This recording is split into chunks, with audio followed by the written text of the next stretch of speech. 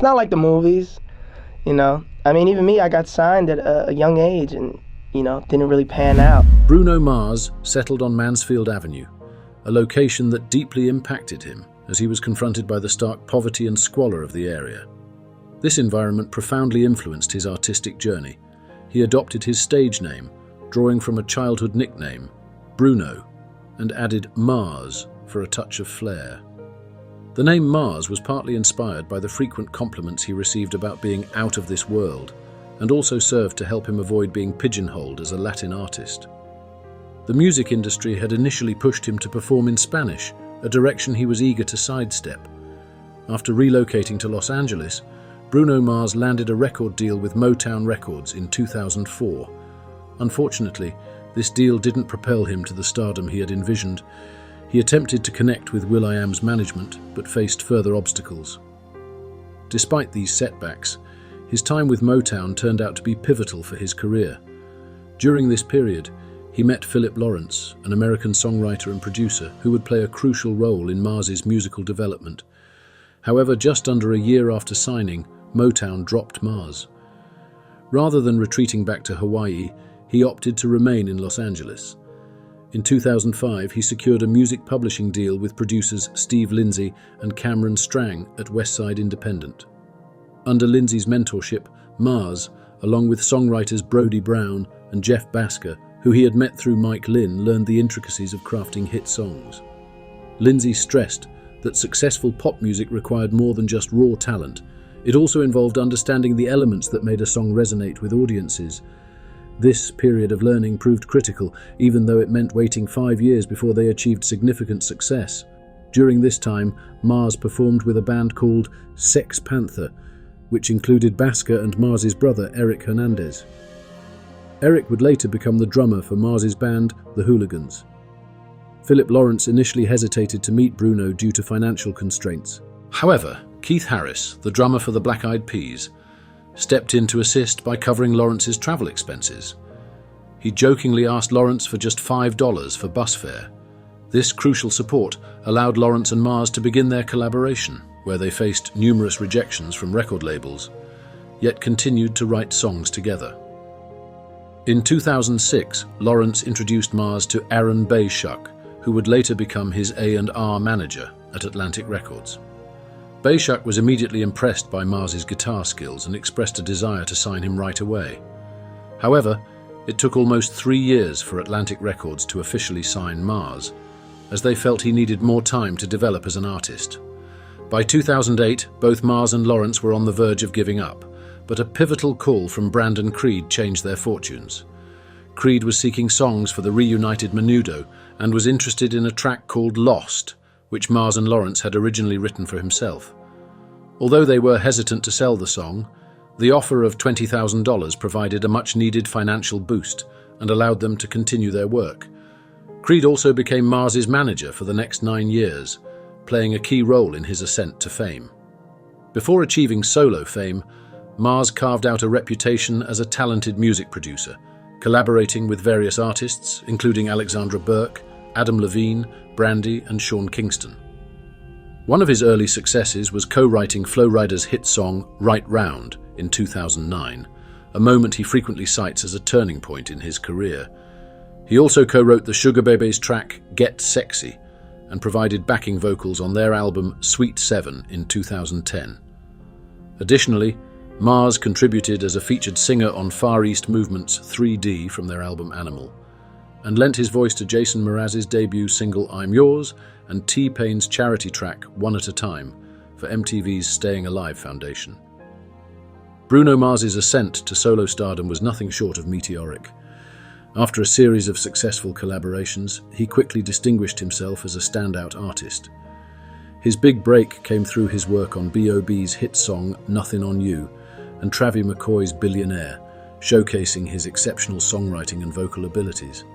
These collaborations not only highlighted his talent, but also set the stage for his solo career, marking the beginning of his journey toward fame and fortune. As he continued to release music and establish his unique style, Bruno Mars solidified his position as one of the most influential pop artists of his generation. His ability to blend various musical genres while crafting catchy, relatable songs contributed significantly to his enduring success. Each step of his journey, from early struggles to his eventual rise to prominence, reflects his dedication, creativity, and resilience in the face of challenges. Both Nothing on You and Billionaire became massive hits, with Nothing on You topping the Billboard Hot 100 and the UK singles chart. This success was not merely a stroke of luck, it was a testament to Bruno Mars's exceptional talent and his knack for creating catchy, memorable music that resonates with audiences. Reflecting on these early successes, Mars shares an intriguing detail. He believes that if he had sung the entire track of Nothing on You, it might have sounded like classic 90s R&B, which was not his intention. The collaboration allowed him to shine as a featured artist, adding his unique touch to the song without overshadowing the overall sound. On May 11, 2010, Mars released his debut extended play, EP, titled It's Better If You Don't Understand. This EP marked a significant milestone in his career, symbolizing his transition from a behind-the-scenes songwriter to a solo artist. Although it only reached number 99 on the US Billboard 200, it was an important step in establishing his presence in the music industry. The EP included a music video for the song The Other Side, which featured collaborations with notable artists such as CeeLo Green and Bob.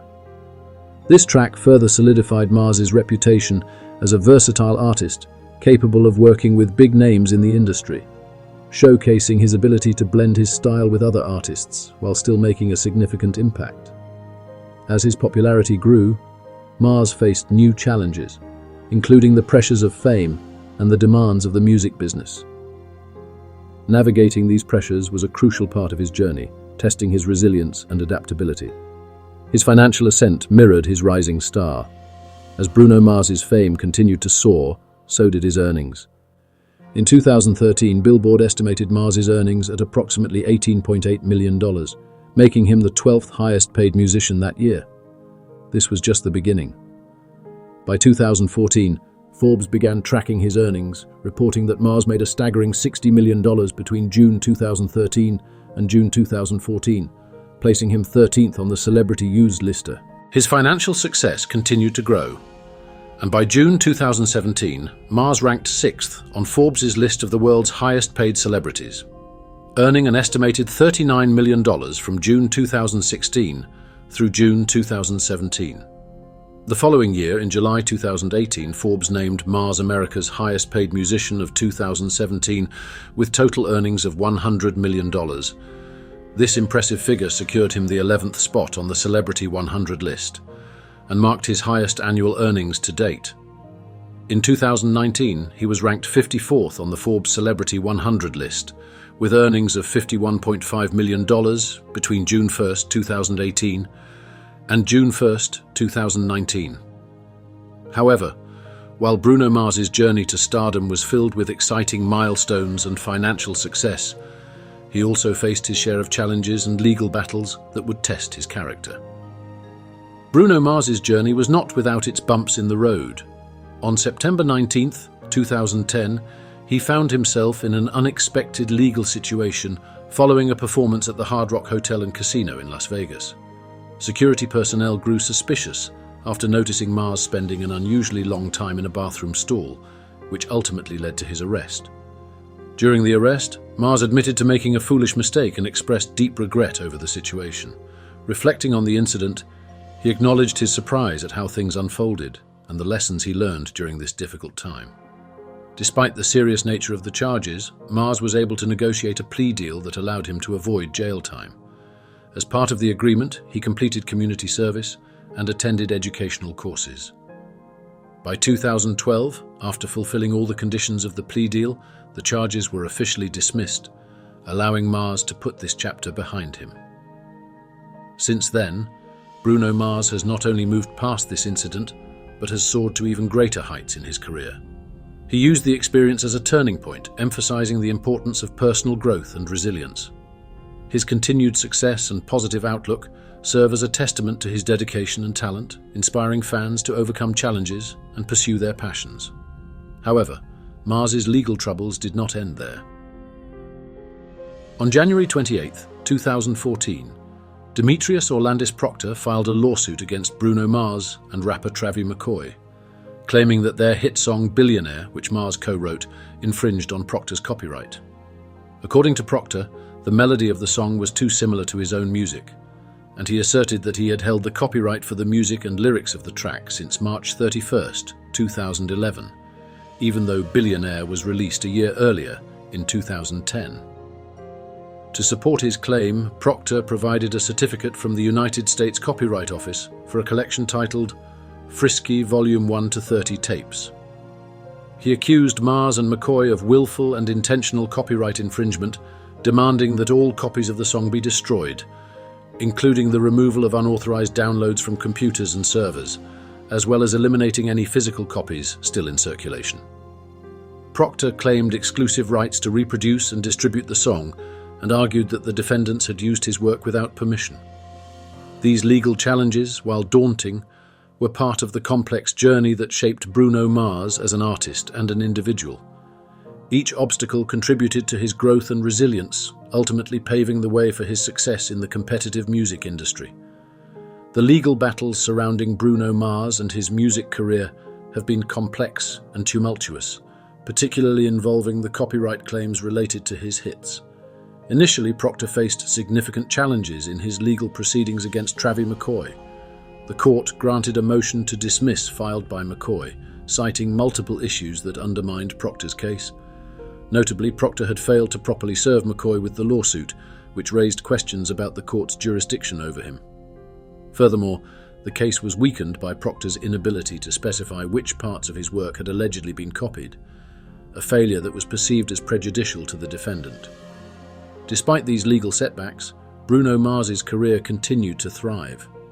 After a brief hiatus, he released his second studio album, Unorthodox Jukebox, on December 7, 2012.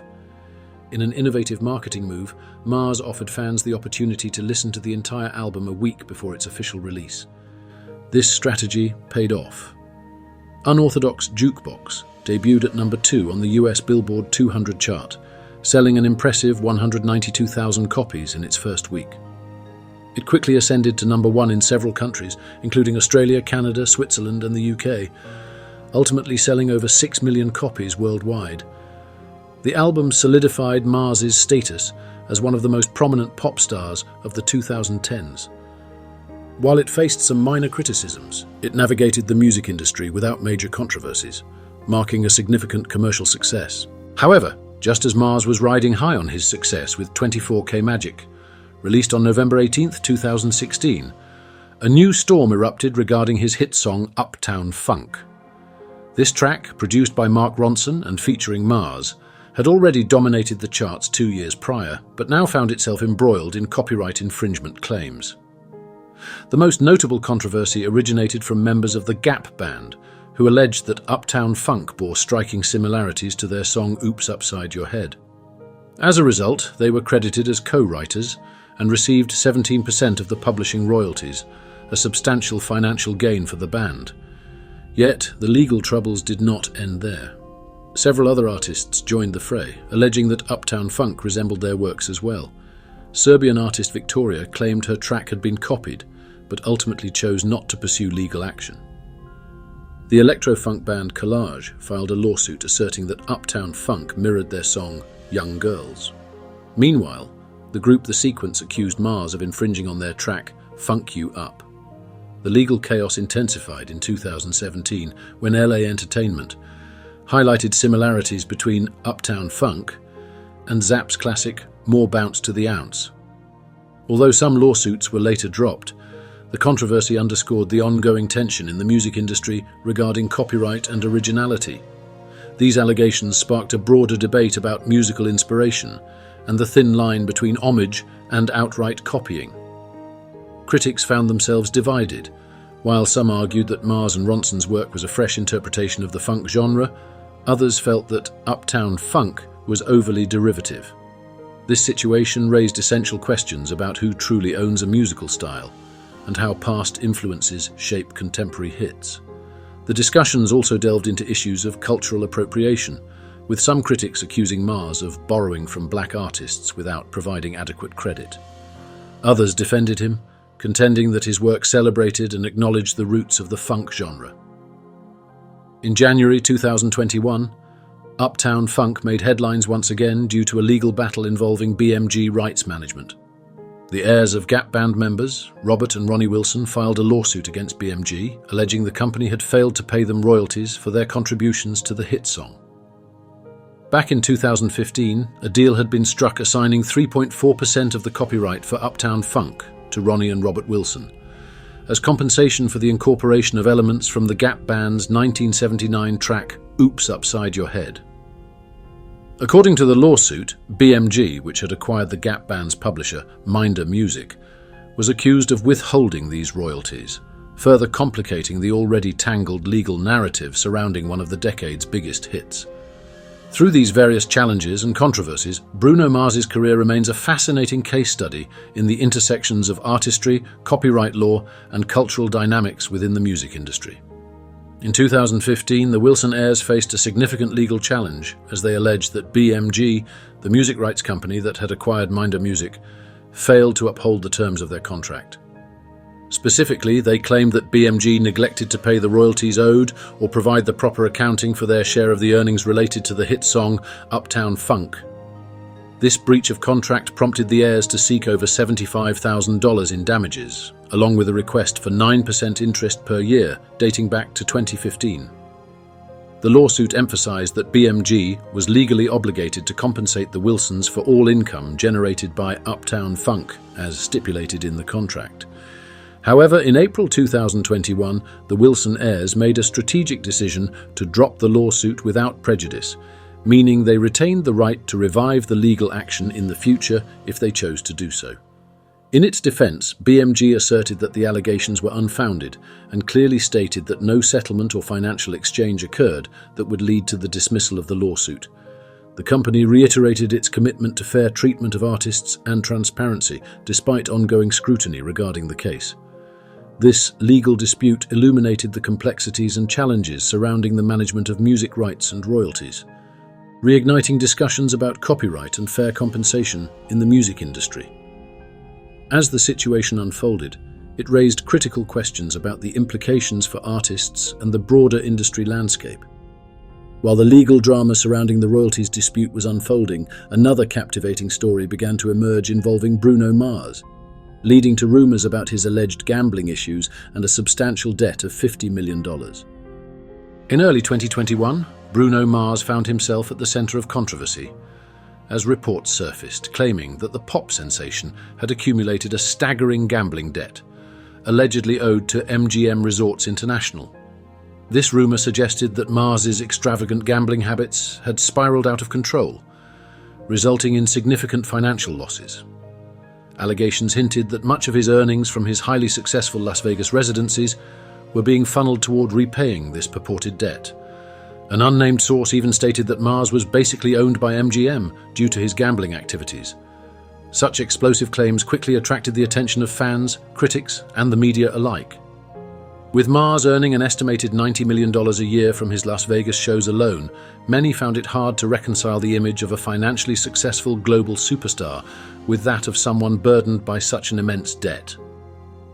Bruno Mars is not just any performer. He is a global icon known for selling millions of records, winning prestigious awards, and performing to sold-out crowds worldwide. However, the narrative of him secretly grappling with a mountain of gambling debt added an intriguing layer of complexity to his otherwise dazzling public persona. In response to these allegations, MGM Resorts acted swiftly to address the rumors. They released a strongly worded statement categorically denying the claims that Mars owed them $50 million, labeling the allegations as completely false. MGM emphasized the positive and respectful relationship they maintained with Mars, praising his contributions as a performer at their venues, including the Park MGM. Their statement aimed to quash speculation and reaffirm their pride in their partnership with the artist, assuring fans that there was absolutely no truth to the suggestion that Mars's gambling habits had led him into financial turmoil. Despite MGM's firm denial, the rumors persisted, as they often do in the entertainment world. For many, the story was too sensational to dismiss outright. Compounding the intrigue, Mars had previously acknowledged his gambling habits during a light-hearted segment of Carpool Karaoke with James Corden in 2016. In that interview, Mars humorously confessed that there was a time in his life when he used gambling as a means to pay his bills. While the comment was made in jest, it left room for speculation about whether his gambling had ever been a serious issue. Given the addictive nature of gambling and the substantial income Mars generated from his Las Vegas residencies, questions linger about whether there was more to the story than what was publicly shared. Some wondered if there might be hidden truths that both Mars and MGM were attempting to keep under wraps to protect their respective reputations. The timing of the allegations added further intrigue, as Mars was at the peak of his career, with his Las Vegas residency raking in millions of dollars. Fans were left curious and anxious to uncover the truth behind the rumors surrounding his alleged gambling debt. Certainly. Here's an expanded and rewritten version of your text that delves deeper into Bruno Mars' career, financial situation, and public image. How can someone so successful, seemingly in control of their career, grapple with significant financial issues? The stark contrast between Bruno Mars' public image of wealth and success and the troubling claims of crippling debt only deepens the mystery surrounding his finances. As speculation intensified, many fans and industry insiders began to wonder about the true state of his financial affairs. In 2023, the artist found himself in the spotlight for another unexpected reason. Mars and his musical partner, Anderson .Paak, made headlines when they announced their surprising decision to withdraw their album An Evening with Silk Sonic from consideration at the Grammy Awards. This album had not only garnered widespread acclaim but was also a commercial success, positioning it as a frontrunner for multiple Grammy nominations. Fans and industry experts were puzzled when Mars revealed that they would not be submitting the album for any Grammy recognition. Mars explained that both he and Anderson .Paak felt they had already won by receiving such an overwhelmingly positive response to their hit single Leave the Door Open, which had swept the awards the previous year. He remarked that everything else was merely icing on the cake, and emphasized that the accolades they had received thus far were sufficient. By opting not to participate in the Grammy submission process, the duo aimed to bow out gracefully, allowing the spotlight to shine on other deserving artists. Mars expressed his gratitude for the opportunity to perform at the Grammys and for the recognition they had already attained, stating that they wanted to take this moment to celebrate the music of others. While the Recording Academy respected Silk Sonic's decision, the move left many fans and critics scratching their heads. After their impressive sweep at the 2022 Grammy Awards, where they won 4 prestigious awards, including Record of the Year and Song of the Year for Leave the Door Open, it seemed unusual for Mars and .Paak to step back the following year. This decision also sparked skepticism among some observers. Could it be that Mars, already facing rumors about his gambling habits, sought to avoid further public scrutiny? Winning multiple Grammy Awards could attract even more attention to his personal life, potentially reigniting past controversies surrounding the originality of his music, which had previously cast a shadow over his earlier albums. Then, in August 2024, Mars and Lady Gaga took fans by surprise with the release of a new collaboration titled With a Smile. This marked the first new music from both artists in quite some time, and it was met with widespread excitement. Leading up to the release, the two stars teased the collaboration on social media, sharing cryptic posts that included photos of themselves wearing each other's merchandise.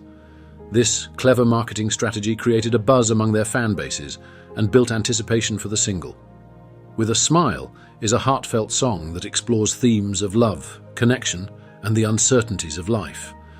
Many fans speculated that the song might carry deeper meaning, possibly serving as a response to the criticisms and challenges that both Mars and Gaga have faced throughout their illustrious careers. Amid the swirling rumors, legal battles, and controversies, Bruno Mars has managed to remain remarkably composed. Unlike many celebrities who rush to defend themselves in the face of scandal, often exacerbating the situation, Mars has chosen a different path. While the truth behind his rumored $50 million gambling debt remains murky, one thing is clear. Bruno Mars knows how to keep fans and critics guessing. Whether through his music or his strategic silence, he continues to captivate the world, leaving us all eager to see what the next chapter of his career will bring.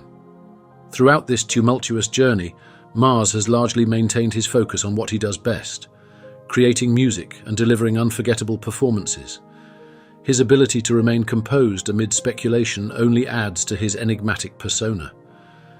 Fans continue to rally behind him, eagerly anticipating what new heights the artist will reach both musically and personally.